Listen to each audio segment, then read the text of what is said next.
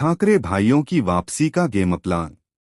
BMC चुनाव क्या मामू फैक्टर बचा पाएगा राजउद्धव की राजनीतिक विरासत।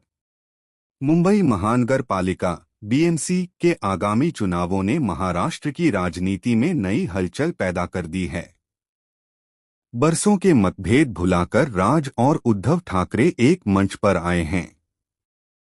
उन्होंने इसे मराठी अस्मिता को बचाने की आखिरी जंग करार देते हुए उत्तर भारतीयों और हिंदी के खिलाफ मोर्चा खोल दिया है।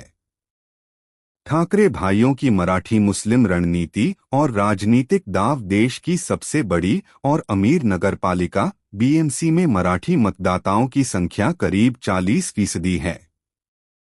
ठाकरे बंधुओं ने इसी वोट बैंक को साधने के लिए 72 मराठी और 41 मुस्लिम बहुल वार्डों पर ध्यान केंद्रित किया है, जिसे टंट 4 मराठी मुस्लिम फैक्टर कहा जा रहा है।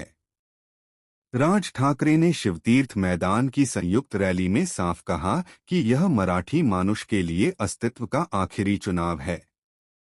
उन्होंने मतदाताओं को आगाह किया कि यदि इस बार मौका हाथ से निकल गया तो मराठी जनता का अस्तित्व हमेशा के लिए समाप्त हो जाएगा। उद्धव ठाकरे भी इस मंच पर मौजूद थे और उन्होंने राज के इस रुख का पूरा समर्थन किया। हिंदी भाषा और उत्तर भारतीयों पर तीखा प्रहार। राज ठाकरे ने अपने पुराने कड़े तेवर दिखाते हुए एक बार फिर उत्तर भारतीयों, विशेषकर यूपी और बिहार के लोगों को निशाने पर लिया है। उन्होंने स्पष्ट शब्दों में कहा कि हिंदी उत्तर भारतीयों की भाषा हो सकती है, लेकिन यह महाराष्ट्र की भाषा नहीं है। उन्होंने चेतावनी दी कि यदि हिंदी को महाराष्ट्र पर थोपने की कोशिश की गई तो वे लात मारेंगे। राज का तर्क है कि बाहरी लोग बड़ी संख्या में महाराष्ट्र आकर यहां के लोगों का हिस्सा और जमीन छीन रहे हैं, जिससे स्थानीय संस्कृति और भाषा खतरे में है। दोनों भाइयों का मानना है कि भाजपा के नेतृत्व में मराठी भाषा को दबाने का प्रयास हो रहा है। क्या मुंबई का नाम बदलकर बंबई करने की साजिश है? उद्धव ठाकरे ने भाजपा पर मुंबई के ऐतिहासिक और सांस्कृतिक बंटवारे का आरोप लगाया है।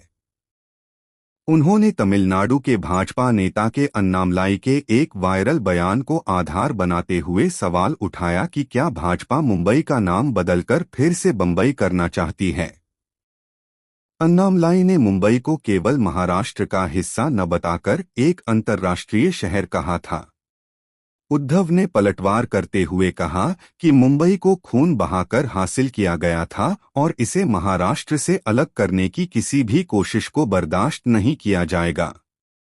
उन्होंने भाजपा पर राष्ट्र के ऊपर भ्रष्टाचार को रखने का भी इल्जाम लगाया।